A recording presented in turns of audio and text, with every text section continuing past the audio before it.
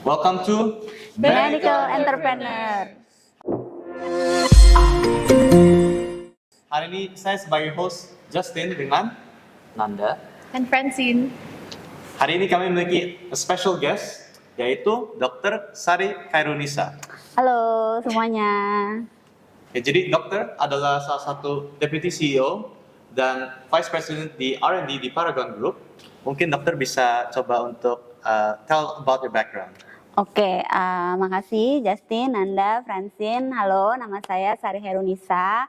Background ya, saya FKUI angkatan 2002, lulus 2008, lalu kerja jadi dokter umum setahun. Ambil spesialis kulit di UI lagi dari tahun 2010 sampai 2014. Setelah itu memang saya meneruskan bisnis keluarga Paragon. Jadi awal-awal handle yang masih berhubungan dengan background pendidikan saya. Jadi waktu itu saya handle gimana sih uji produknya gitu. Ya udah, jadi lengkapin alatnya ke FKUI lagi tuh. Konsul ke IKK, ke dokter Arya, halo dong. Jadi N-nya harus segini, belajar statistik lagi, metodologi penelitian dan lain-lain. Jadi kalau sekarang saya handle udah lebih agak end-to-end buat product development. Gitu sih cerita backgroundnya. Oke. Jadi dokter memang sangat tertarik untuk bidang medis dari awalnya. Tapi ujung-ujungnya juga setelah spesialis juga masuk ke bisnis keluarga ya dok? Iya. Ya, dia dari awal, ya dari kecil, ya mungkin namanya anak kecil tahun 90-an awal ya, nggak kayak teman-teman sekarang kan, maksudnya profesi itu dulu kan taunya apa sih, dokter gitu, insinyur, pilot gitu kan. Jadi waktu itu punya om kebetulan yang dokter bedah, jadi kayak ngeliat beliau tuh, oh keren ya jadi dokter gitu kan, bisa bantu orang gitu. Jadi emang dari SD kalau ditanya mau jadi apa, jawabnya jadi dokter, ceritanya gitu. Oke, berarti mungkin aku mau tanya dok, kira-kira lebih lanjut tentang tadi kan dokter punya backgroundnya itu sebagai dokter kan di FKUI. Nah kira-kira apa sih yang bikin jadi dokter tuh kepengen untuk jadi entrepreneur gitu yang bisa bikin lanjut kayak semenjak lulus tuh dokter tuh ngapain gitu yang bisa bikin dokter tuh jadi dokterpreneur seperti sekarang? Oke, jadi kalau kita saya pribadi sih sebenarnya justru dulu nggak pengen. Jadi justru dulu tuh ya pengennya nggak ada hubungannya sama bisnis keluarga gitu lah, pengennya jadi dokter, praktek gitu. Nah, cuma setelah lulus memang waktu itu diminta tolong bantu gitulah sama kakak, dan karena diminta tolong bantunya waktu itu saya ngerasanya masih berkaitan dengan ilmu saya nih gitu, jadi kayak ngeberesin product knowledge gitu kan, terus ngejelasin kan kita di Paragon kita punya istilahnya beauty advisor atau sales promotion girl, itu kan kita kelola sendiri. Jadi dulu abis saya lulus tahun pertama itu keliling Indonesia tiap 2 minggu buat ngelatih beauty advisor, jelasin tipe kulit tuh kayak gini, kamu kalau ketemu consumer ngeliat kayak gini, kamu tanyanya ini, handle komplain gimana sih, kapan disuruh berhenti produknya, kapan kamu ya harus bawa ke dokter, gitu-gitu sih ceritanya. Jadi mungkin karena awal nyemplungnya masih berkaitan dengan dunia medis kali ya, jadi nikmatin tuh lama-lama responsibility-nya bertambah gitu sih Nanda. Berarti ujung-ujungnya enjoy ya dok ya? Ujung-ujungnya alhamdulillah enjoy. Oke dok, jadi dokter tuh hands on banget ya awalnya untuk dari semua bidang di Paragon itu. Boleh nanya nggak dok, apa sih skill yang dokter pelajarin pas di dalam dunia FK yang kepake banget pas dokter bisnis gitu? Pertanyaan menarik, belum pernah ada yang nanya saya itu. Menurut saya di FK itu kita sangat diajarkan satu, evidence based, datanya mana ya kan. Ngomong demam tuh kan kita nggak bisa nempelin tangan ke kulit ya kan, suhunya berapa, suhu juga ada cut off-nya. Jadi kalau menurut saya evidence based dan tertib dalam berpikir dan membuat keputusan itu sangat digembleng sih kalau saya ngerasanya. Ada algoritma pengobatan ya kan, ada hasil lab dan lain-lain. Sama yang ketiga itu mungkin ketenangan ya, maksudnya kan kita kayak di IGD, jadi kayak harus tetap evidence based, tapi waktunya tight, kondisinya juga tension, tapi kan kita kayak dilatih, digembleng untuk nggak panik gitu High kan. pressure bisa Iya, tahan banting. iya tahan banting ya nggak sih? Iya. Iya, kalau saya sih ngerasa 3 itu sih, evidence based, tertib berpikir, sama bisa membuat decision di ketika high pressure dan kondisi fisik kan juga lagi nggak fit kan, maksudnya itu kadang kayak jam 1 pagi kayak gitu Stress kan, juga, ya, ya maksudnya fisik and mental tuh nggak fit, tapi kita harus bisa take decision gitu. Oke, thank you dok. Mm. Dokter ada pengalaman yang menarik ya waktu di masa FKW yang masih stuck in your memory? Aduh, menarik ya. Banyak sih pengalaman mana ya? Dok, dulu waktu Menarik ya, koas saya juga lagi atau berpikir ya. masuk PPDS gimana ya dok? Tak terlupakan banget ya. Yang tak terlupakan ya, yang tak terlupakan. Yang tak terlupakan, oh ya ada satu yang tak terlupakan. Ujian pasien anak, itu ibunya nggak ada. Pasiennya bayi, sebagai mahasiswa kedokteran udah tahu kan. Itu asli saya sampai muntah loh, saking stresnya. Dapat dosen yang juga killer gitu lah. Terus bener-bener baru pertama kali, waktu tadi kan kita dilatih high pressure gitu, tapi itu di titik itu saya beneran nggak tahan. Jadi beneran, ini ya pasiennya, ibunya mana? Nggak tahu gitu. Bayi gitu kan. Terus lah pengujinya, gitu kan. Itu asli saya taruh, saya kamar mandi, saya muntah. Karena saya merasa kayak, ini terlalu stressful, nggak tahan gitu kan. Udah tenang, minum, ya udah. Akhirnya ya udah beneran, dari status dan dari perawat. Ya alhamdulillah sih, ya mungkin dokter penguji juga melihat banyak keterbatasan, alhamdulillah lulus. Tapi itu yang menurut saya sampai sekarang kayak ngingetnya aja masih merindingnya masih ya, sebagai anak FK kita kayak trauma bonding ya gitu kan, ya merindingnya masih ada ya beneran, ya itu kayaknya paling berkesan buat saya. Oke dok, berarti kan tadi udah banyak ya dok hal-hal yang berkesan tadi. Nah berarti mungkin aku mau tanya, kira-kira sekarang kan jadi dokter trainer, dokter tuh pasti banyak banget tantangan gitu kan ya dok. Sesuai dengan pengalaman yang tadi misalnya mulai di koas, nah, tapi sekarang kalau misalnya secara dokter trainer udah jadi dokter trainer, dokter gimana tantangannya dan bagaimana cara dokter overcome itu? Tantangannya ya, kalau saya sih waktu itu ngerasa tantangan terbesar itu tuh mungkin karena saya waktu itu juga habis lulus dokter, jadi dokter umum juga nggak lama dan bukan yang kayak PTT sempat ngejalanin jadi kepala puskesmas dan lain-lain, jadi langsung BPDS, langsung ya praktek spesialis kulit gitu kan. Nah waktu itu saya ngerasa yang saya bener-bener kayak harus switch mindset itu adalah pas jadi dokter spesialis itu kan kayak tinggal datang ya nggak, terus bahkan kayak pemilik klinik atau perawat itu kan mengusahakan harus perlu disupport apa dok biar dokter enak prakteknya kayak gitu kan, bisa ini nggak, bisa itu nggak gitu kan. Pas kita kerja, kita ngelit tim tuh kan kayak justru saya yang harus bertanya ya, gimana ya, kebanyakan kayak iya kita reach out, kita mikir gimana ya tim supaya kerjanya enak. Jadi kayak memanage orang banyak itu sih menurut saya yang mungkin tantangan gitu kan, karena dulu ngerasanya pas habis lulus itu diurus orang kayak gitu kan. Itu sih. Berarti dari pendelegasian tugasnya ya dok ya? Pendelegasian tugas, kan kita harus mikir kayak ngedevelop orang, leadership ya kan. Motivation, gimana bikin orang tetap semangat. Iya, itu yang saya ngerasa pas saya kuliah dan pas kerja tuh nggak gitu karena kan timnya relatif kecil gitu kan.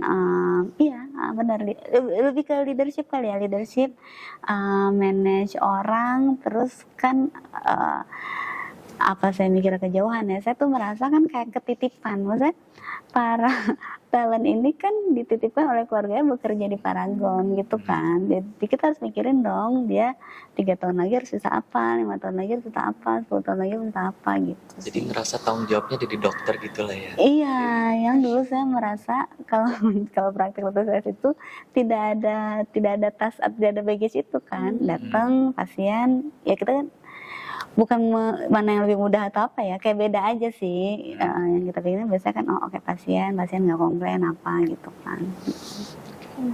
Oke, thank you dok.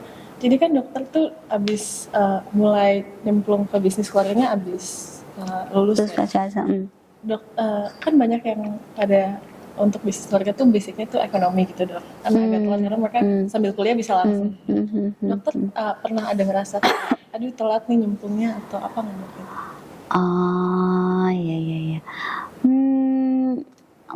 Enggak sih, mungkin enggak terlalu berasa gitu karena kan saya bukan yang nyemplung terus handle marketing atau komersial ya. Mungkin itu kan kerasa kayak oh banyak banget tuh kayak harus dipelajarin ya nggak ada basicnya gitu kan. Waktu itu kan emang dipercayainnya juga kasih kepercayaan itu juga satu-satu sih. Jadi kan makanya tadi uji dulu deh dibenerin. Makanya tadi saya bilang waktu itu pas nggak berasa handle bisnis keluarga ya, berasa kayak ya project apa ya, makanya tadi bilang saya mau bolak-baliknya ke IKK kayak belajar lagi, belajar statistik lagi ke dokter Arya gitu kan. Habis itu kan pas betulin produk knowledge sama ngelatih SPG itu kan juga lebih kayak sales, saya sebagai dokter kulit ya. Habis itu kan handle R&D, nah itu sempet kerasa gap kayak oh iya ya, yang lain di seumuran saya yang mungkin kuliahnya bukan kedokteran kan terus saya kan lulus 2010 umur 27, saya lahir 83, mulai kerja 2015 usia 28 ya.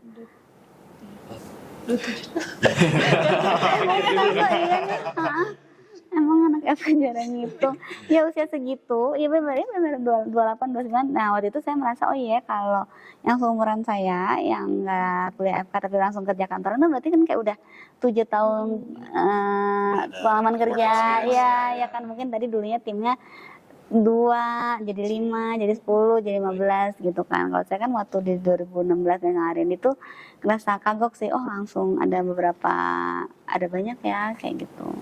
Tapi lebih di sisi situnya dibanding bisnisnya pada saat itu sih. Karena masih satu field juga ya dok, masih tetap kepake yang iya Di research and development ya dok, membuat produknya, penelitian dan juga ada uji klinik ya dok. Iya. Karena kan kalau kayak R&D perusahaan kosmetik, terutama skincare, ketika penelitian ya kayak PAUI lagi sih. Saya ketemu dosen lagi, ngurus etik lagi ke CRSU lagi kayak gitu sih. Jadi memang bisa bermanfaat koneksi juga ya dok, Iya. dengan konsulen, para konsulen di FKUI. Iya. Juga banyak kenalan. Iya. Kalau mau melakukan uji klinis bisa dengan refer ke pasien yang konsulen. Iya. Dokter memang dulu tertarik riset gak ya? Atau Oh, apakah dulu tertarik riset? Bisa dibilang enggak sih. Maksudnya kan bukan tipe kan ada yang memang pas masuk FK tuh ngambil badannya kayak LPP. Ada nggak sih LPP? masih ada. Iya, LPP itu bukan tipe itu. Dulu saya kafetaria bagian dari ini Dokter gitu. alumni ya dok? Iya. Jadi bukan yang kayak Iya, bukan yang kayak kan ada beberapa orang yang emang kayak seneng gitu kan ngotak-ngatik belajar statistik, metode penelitian, bukan sih, tapi kesininya ya menikmati aja sih. Jadi dokter memang belajar skill juga untuk ngurusin. Sebenarnya kafeteria itu F&B ya dok? Tadi F&B, iya benar juga ya. Translate beberapa skill ya. Iya, benar. Iya benar. Waktu di kafetaria itu ya tata rasa jadinya kayak pas kuliah ngurusin karena kan ada karyawan kafetaria, kita kan kayak ngurusin oh mereka harus udah waktunya medical check up nih, yang hasil medical check up ini udah ke dokter belum, terus acara gathering tahunannya kemana, ya benar tak disadari terpapar lah lumayan pas di kafetaria. ya. Oke dok, berarti setelah sekian lama nih dokter di Paragon Corp dan juga riset ya di sini dok, kira-kira apa sih dok kesuksesan terbesar dokter gitu yang selama ada di sini? Kesuksesan. Kalau saya pribadi sih nggak pernah lihat gimana ya. Kesuksesan bersama-sama sih pasti ya. Mungkin kalau yang terdekat sih buat saya Paragon masih bisa leading di industri kosmetik di saat banyak banget brand saat ini. Itu successful reflection buat saya sih di Desember akhir ini sih kita berhasil launch produk tetap kompetitif gitu, karena very tough sih dunia industri kosmetik 2 tahun ini menurut saya. Di industri kosmetik emang lagi banyak banget ya dok. Banget. Tapi Paragon exposure-nya juga cukup kenceng dok. Lihat ada Iya. Makanya sponsorship-nya juga banyak. Oke lah ternyata. Kita pun pakai ternyata. Oke, tadi kalau ditanya sukses, ya saya baru ingat. Oh iya ya, soalnya kan kemarin tuh habis ada yang ngirimin gitu lah link TikTok gitu kan, ada beberapa brand skincare yang ya sedihnya harus ya jadi tutup gitu kan. Terus kan iseng aja bacain komennya tuh kayak ya nih Wardah garda terdepan skincare lokal lagi berjuang, kayak oh iya benar-benar ini kayak alhamdulillah nih 2 tahun ini survive nih as a local brand di Indonesia gitu. Memang local brand di Indonesia juga harus berjuang dan Yes. hilirisasi ya dok. Ya. Nggak selalu import terus, Iya, tapi juga iya. bisa mengembangkan di Indonesia sendiri Iya. dan import ke luar negeri Yes, sampai yes, selevel kompetitif sedunia. Iya. Ya betul. Berarti ada tipsnya nggak itu dok, biar kira-kira bisa tetap leading gitu di industri kosmetik? Ya kalau menurut saya sih adaptasi dan open mind ya, maksudnya oke, world is changing gitu kan. Dulu kita mungkin lihat sosial media, tapi sekarang orang bisa belanja di sosial media kan, itu kan kita kayak atau tipsnya ini sih kalau menurut saya yang kadang orang terlupa tuh kemampuan kita buat unlearn yang biasa kita ketahui itu nggak mudah loh ternyata ya kan, kayak ada pakem-pakem pemikiran atau pakem-pakem cara kerja yang jadi harus kita kutak-atik lagi gitu supaya survive. Itu sih Berarti tipsnya. kuncinya adaptasi ya dok ya. Adaptasi ya. Mengubah work culture-nya juga sangat susah ya dok. Yang saya dengar dari yang businessman lain, kalau mereka mau masuk family business terutama, itu contohnya mereka belajar di luar negeri, di US di mana cara untuk mengelola suatu perusahaan, tapi dalam DNA mereka udah dari awal kayak gini tapi menurut mereka untuk optimal harus lewat B atau C. Iya. Jadi untuk mengubah itu agak sulit ya dok. Ya itu kan menurut saya di situ kemampuan adaptasi kita diuji sih ya nggak sih, kayak nanti kan teman-teman juga ngerasain kan stase di Cipto, stase persahabatan, harapan kita, Tangerang tuh rasanya itu kayak akhirnya kemampuan adaptasi sih yang membuat stase kita mulus gitu, karena kan masing-masing dengan SOP, ya bukan berarti SOP terhadap rumah sakit beda-beda ya, tapi masing-masing kan kayak punya some specific proses yang harus kita langsung adaptasi cepet kan pas stase di situ ya, itu sih. Dan yang menarik dok, saya mendengar bahwa Paragon memiliki over 80% dari Gen Z ya dok, yang the staff. Gen Z itu berapa persen ya?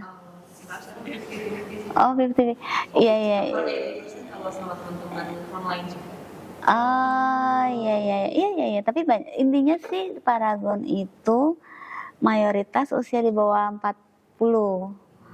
Nah, di bawah 40 tahun itu kalau dicacah lagi ya ada milenial dan Gen Z. Ini emang kalau di kantor ya sama sih, di rumah sakit juga ya. Ini kan benar-benar Gen X-nya baby boomer mungkin own the company ya sih, Gen X yang lagi top leader, di mana Gen Z juga udah mulai masuk dunia usia kerja kan, jadi empat generasi ada. Tapi emang paling banyak tuh usia milenial sama Gen Z kayak 50-50 gitu kali ya. berarti membuka opportunities baru untuk para pekerja muda ya dok ya. Iya. Karena kalau saya pribadi sih percaya negara itu kan maju karena industrinya, maksudnya gimana ya? Kayak Korea tuh kan maju, dia punya Samsung, dia punya Amore Pacific gitu kan, Jepang Toyota, ya gitu. Jadi harapannya sih Paragon bisa ngedrive itu juga sih, ngedrive pertumbuhan, ngedrive nyerap tenaga muda juga gitu. Oke. Jadi untuk ngebangun bangsa juga ya sekalian dengan industri-industri ini ya dok. Iya, impiannya. Iya betul. Maksudnya kan kita jangan sampai industri itu besar, cuma orang Indonesia hanya sebagai user, itu sih yang cita-cita saya ya. Ketika misalnya dibilang industri kosmetik besar di Indonesia, ya besar semuanya, risetnya besar, sumber daya besar, konsumernya juga besar gitu sih.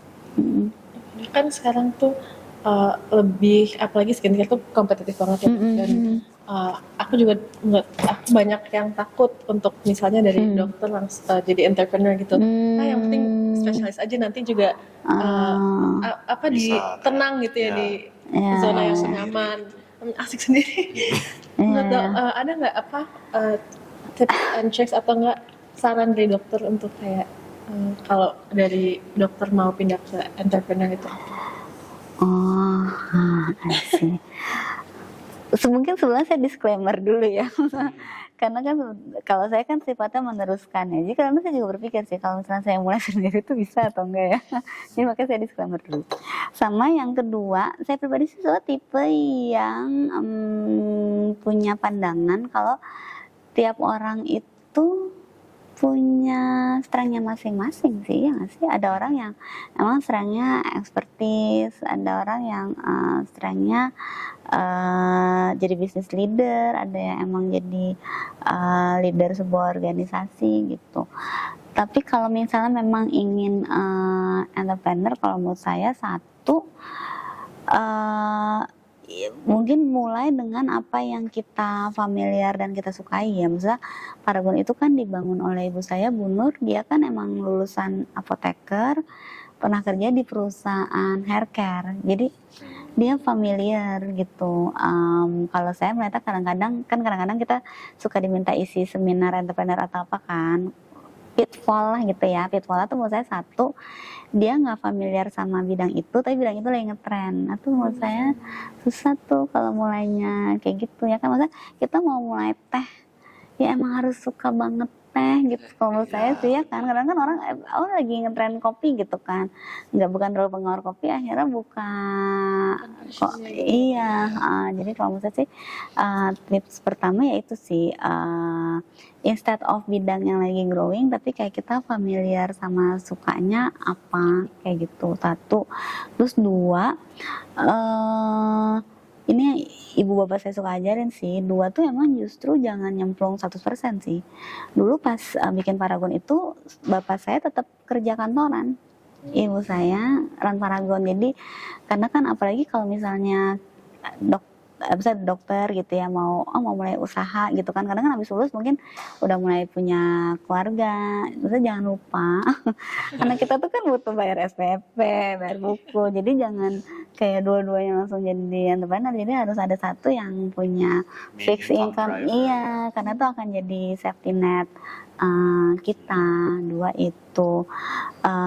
Tiga itu kalau ibu saya juga suka ngingetin, jangan lupa ngitung man hour kita. Kadang-kadang kan misal nih kita mau jualan teh deh, lagi-lagi kadang-kadang seorang entrepreneur tuh seorang business owner tuh cuma ngitung modalnya teh, terus mau oke, untungnya berapa untuk bisnisnya run gitu kan.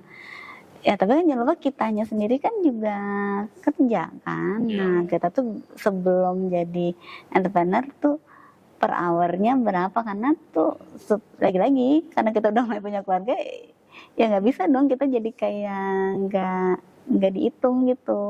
Duitnya harus masuk akal lah. Iya, gitu sih. Mungkin 3 itu ya kalau dari saya. Jadi memang untuk rangkumin dok, yang pertama kita harus sesuatu yang sangat tertarik yang passionate ya.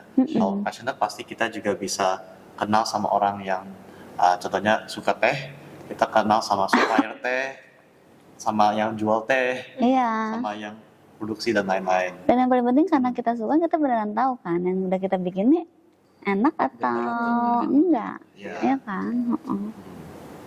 Dan selain itu juga masih fokus di karir utamanya, tapi in the side kalau kita memang tertarik untuk membuat bisnis, kita juga bisa mengembangkannya secara perlahan-lahan. Kalau udah siap dan bisnisnya udah cukup profitable, kita langsung bisa full time. Iya, iya, iya. Karena saya juga, masa mau nambahin biar teman-teman lebih kebayang, tahu Holy Cow kan? Holy Cow tuh juga awalnya kan makanya cuma buka sore ke malam karena yang punya kerja kantoran. Selesai kantor dia buka warung steak. Tapi dia nggak berani juga langsung kayak gitu. Jadi ada proses ada Iya.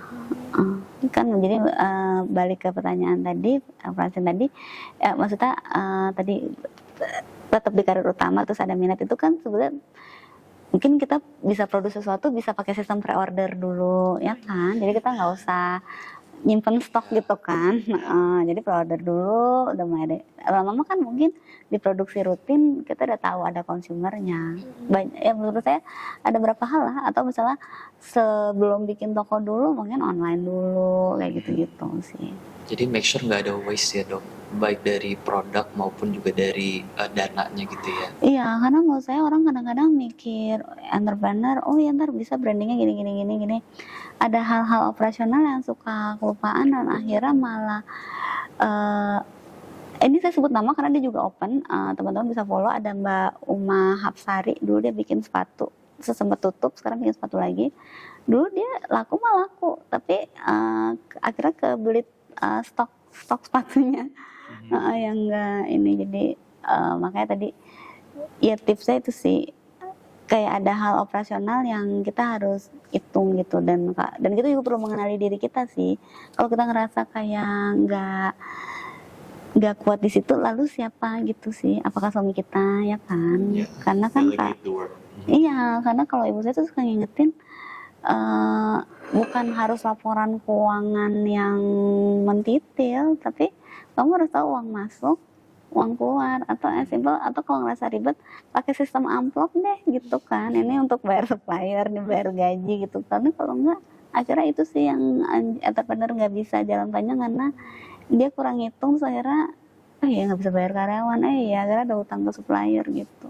Jadi basic skill untuk bisnis juga harus make sure untuk ngerti ya dok. Iya. Jadi jangan semua keren-keren sama marketing bagus, tapi pada intinya itu ada masalah keuangan. Betul, ya. Iya. Dan lebih baik kita start small and grow up instead of kita cari investor besar-besar, langsung kita contohnya 20M bikin bangun apa, bisnis apa, tapi pada ujungnya yang konsumernya yang mau nggak ada. Buat produk yang bagus banget, tapi kebutuhannya nggak ada, jadi nggak laku jadinya. Iya, benar-benar. Iya, makanya itu sih tadi kenapa yang kita suka, karena kalau kadang-kadang ya itu ternyata nih menjawabin konsumer apa itu, ternyata konsumernya emang nggak ada kan. Kalau kita nggak terlalu paham itu, jadi nggak bisa miss gitu kan, bisa overlook gitu. Oke, mungkin berarti aku mau tanya nih dok, di antara misalkan kan tadi lagi banyak banget sekarang brand skincare ya dok. Nah gimana sih tips dokter tuh biar bisa tetap misal konsumen Wardah, misalkan yang dari awal tuh udah konsumen Wardah, oh nggak pindah ke brand lain gitu yang baru-baru ini sekarang gitu. Jadi gimana biar bisa tetap dapat customer walaupun sekarang banyak banget lawannya nih dok di industri ini. Oke, kalau saya sih rasanya pertama kenali konsumer sih. Misal kalau kita bener-bener kenal, kita paham needs-nya apa dan bisa deliver produk yang juga bisa deliver gitu, misalnya produknya bagus, saya sih percaya kita masih bisa kok gain consumer. Karena kan kadang-kadang kita udah terlalu terdistract gitu kali ya, oh ini gini, ternyata nggak menarik juga gitu. Atau kalau bercanda saya di kantor gini deh, kan mau ada lagi tren coklat Dubai lah, ya nggak sih? Mau ada tren yogurt, churros, apa-apa. Akhirnya restoran Padang sederhana selalu ramai ya nggak sih? Iya, karena kan Keep up to date dengan trennya ya. iya karena kan menurut saya ya, atau Bami GM-nya kan karena dia kan benar-benar paham, atau dia benar-benar bisa bikin makanan enak. Pas kamu lapar makan ini pasti enak kayak gitu sih. Nah kalau saya pribadi sih menggambarkan, oke, kalian bisa ke distract dengan produk-produk baru, but then akan Jujur, comeback Mbak. dengan produk Paragon sih. PD-nya gitu kalau saya ya. Dok, selain kerja, Mm, dokter pasti kerja cukup sibuk ya dok. mm, Ada any other hobbies atau yang relaxing yang dokter suka melakukan mm, biar mm. biar nggak stres terus dok. Oke. Eh, Tapi kayak kalau hobi bukan sih. Jadi saya suka kalau habis kerja tuh saya treadmill sambil nonton Oh, Netflix. Produktif ya hobinya. Iya, itu karena kalau kita bergerak gitu tuh kayak merilis kepuyangan-puyangan hari itu. Terus apa ya? Standar cewek kali ya kayak krimbat atau pijat tuh. Iya, udah dua itu sih kalau saya. Yang tiga teman-teman gitu. Makanya kadang-kadang kalau lagi ada apa daerah ini, ada beberapa teman yang kayak udah jadi staff atau ada yang masih lagi ngobrol, saya suka sempetin mampir nih ke WRSCM untuk bisa kayak ngobrol gitu.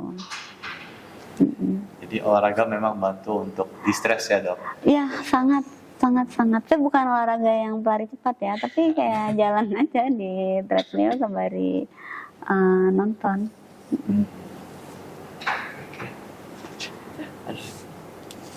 Kalau dokter waktu selain dari suksesnya, yang struggles utama yang dokter untuk adaptasi, selain dari leadershipnya apa aja ya dok? Struggle ya. Atau yang paling inget selain Paling dari FK inget ya, ya, dok? Selain saya dari FK ya. yang tadi ada ujiannya dok. Struggle. Ini sih apa namanya, lagi-lagi pas awal-awal kerja gitu kan, ngerasa dulu maksudnya pas ya kerja sebagai dokter atau pas selama kita kuliah di FK tuh kan nggak biasa handle orang kan. Terus saya inget banget, saya punya tim nih, di nonton ya, yang resign. Karena menurut dia nggak jelas banget sih kerja di Paragon. Ini apa dia harus ngapain, program developmentnya apa gitu kan. Tuh buat saya kayak saya felt nih as a di tahun-tahun pertama saya as a leader, karena ternyata buat orang nggak jelas ya gitu sih. Tapi ya udah kan, learning oke, berarti kita ngomong ke tim harus lebih direct ya, harapan kita apa gitu kan. Kalau negor harus lebih direct juga ya, tindakan dia apa yang menurut kita jangan diulangin lagi kayak gitu sih. Tapi buat saya tuh waktu itu kayak lumayan kayak pukulan sih. berarti ujung-ujungnya yang penting introspeksi ya dok ya. Benar, ya open mind sih, adaptasi ya, introspeksi ya. Jadi kan ya dia keluar, ya udah oke, berarti apa ya harus diperbaikin biar nggak nambah-nambah lagi orang keluar dari area di Paragon. Buat saya sih waktu itu mikirnya ya udah gitu aja. Dokter dulu itu spesialis kerja berapa tahun atau langsung masuk bisnis habis lulus? Jadi saya lulus 2014, masih kerja sama, karena kan dulu cuma megang nggak terlalu sebanyak sekarang kan, jadi masih megang uji produk, terus nambah kayak pelatihan biaya itu masih bisa diiringi praktek. Jadi saya akhirnya tidak praktek itu baru tahun lalu. Oh, oke. Iya, November 2023. ketika ada pengumuman STR bisa seumur hidup ya, saya langsung oke saya urus. Udah dapat email, langsung izin sama pemilik klinik saya dengan praktek lagi ya. Di klinik banget ya dok. Iya, Itu sama dokter Yasin iya, Yatwan. iya. Beliau juga dokterpreneur kan. Iya, Dia iya, buka hebat. klinik dan juga toko. Itu kan juga Star Small kan beliau, Dr. Yasin dan Dr. Audi. Menurut saya respect kan, pertama punya di Meruya dulu, ini Ruko apa sampai sekarang cabangnya banyak. Itu juga menurut saya kalau diundang oleh trainer pasti punya dapat insight lain. Berarti dokter tuh sempat praktek ya dok sebelum ini? Tapi prakteknya jangan dilihat seperti. Jadi saya dulu praktek juga cuma kayak empat kali seminggu, berkurang jadi 3, berkurang jadi 2, saya 1, terus saya pikir oh udah emang udah capek banget kayak gitu. Coba itu kan sayang STR-nya. Ya kan, jadi takutnya kalau kayak pengen praktek lagi, masa harus ujian lagi, kayak takutnya udah gak bisa. Makanya waktu itu STR bisa seumur hidup, SIP ntar urus, ini dia sudah saya urus, udah. Tapi kira-kira di kedepannya nih mau ada perasaan untuk balik lagi nggak dok? Misalnya praktek lagi gitu atau Atau siapa tahu masuk akademik jadi konsultan ya dok. iya.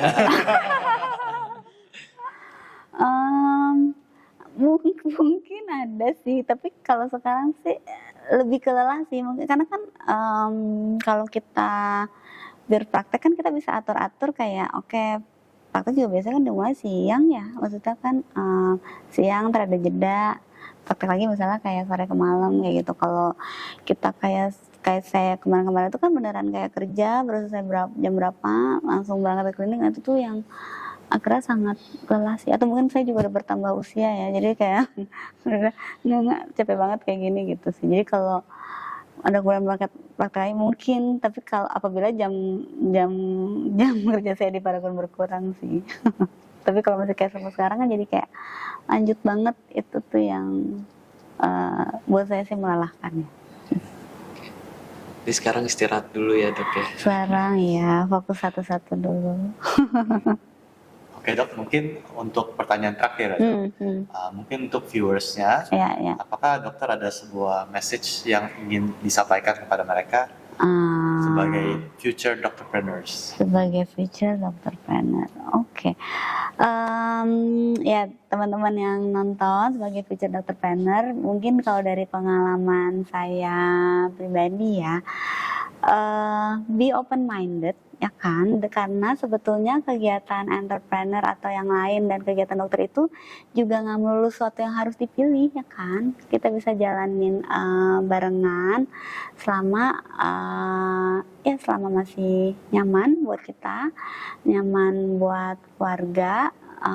Ya mungkin highlightnya be open minded, karena mungkin ada hal di luar kedokteran yang ternyata kita suka dan belum tentu juga harus dipilih, bisa dijalanin berbarengan.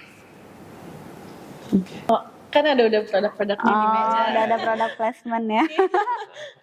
Ini kan kalau Kavi tuh setahu aku lebih ke cowok gitu. Iya, male grooming brand. Itu dari awal emang dokter udah mau satu fokus ke cewek, satu cowok atau gimana? Sebetulnya kalau kayak perusahaan kosmetik ya kayak di Paragon udah tentu semuanya. Kita kan melihatnya kayak oke, kebutuhannya apa aja sih? Jadi berarti kayak kebutuhan sih. Kalau ada cowok punya kebutuhan, cewek punya kebutuhan, ibu punya kebutuhan, remaja, bayi, anak kayak gitu. Nah, satu-satu kebutuhan itu kita jawab dengan produk apa dari brand apa ya gitu. Jadi emang sebelum ada Kavi itu kita tahu sih, ya ini ada kebutuhan dari pria yang belum bisa kita tap in dengan our current product ya, tapi apa ya mereknya gitu. Jadi ngeliat market juga gitu. Iya. Niche-nya apa aja? Iya. Karena biasanya kan kalau misalnya skincare gitu target kan biasanya cewek ya, perempuan ya. Sekarang Iya. Kavi ini jadi ada untuk laki-laki juga gitu. Iya. Konsumer ya. Iya, karena kita waktu itu melihat lagi-lagi gitu. Kita melihat di Indonesia itu cowok hanya punya pilihan brand cewek versi cowoknya ya, apa men ya kan. Biore. Ya, jadi waktu itu kita nih yang kayak beneran brand cowok gitu. Itu sih. dan edukasi masyarakatnya yang harus diperjuangkan ya dok. Iya, cuma emang kalau kita ngeliatnya juga, dan mungkin teman-teman juga ngerasain ya, kalau menurut saya sih, atau at least kalau saya main ke FK sekarang ya, kayaknya para mahasiswa FKUI udah lebih rapi-rapi. Maksudnya sekarang tuh kan mungkin karena ada sosial media ya kan, aktivitas juga makin beragam jenisnya gitu kan. Jadi menurut saya sih cowok tampil proper itu udah lebih, saya juga kayak, maksudnya kayak saya punya anak cowok, ya dia mah saya aja harus memaksa suami saya pakai sunscreen, buat dia tuh emang berangkat sekolah cuci muka pakai sunscreen ya. Jadi emang Yang basic aja. iya buat, jadi kayaknya kalau buat anak muda cowok sekarang tuh even sunscreen itu ya basic kayak Basic mandi aja gitu kan. Kayak di Jadi Korea kan sudah sampai laki-laki semua juga skincare-nya full routine, Iya. kan juga sampai bisa. iya. Saya juga pernah nonton ada advertisement dok dari kayak Iya. Pandawa Group kalau nggak salah. Oh iya, yang Yang mereka- bersihin sampah kan. Ya mereka bersihin semua got sampah itu apa? Bisa di sponsored by CAF untuk proteksi cuci muka dan lain-lain. Itu menarik Iya. sih ya.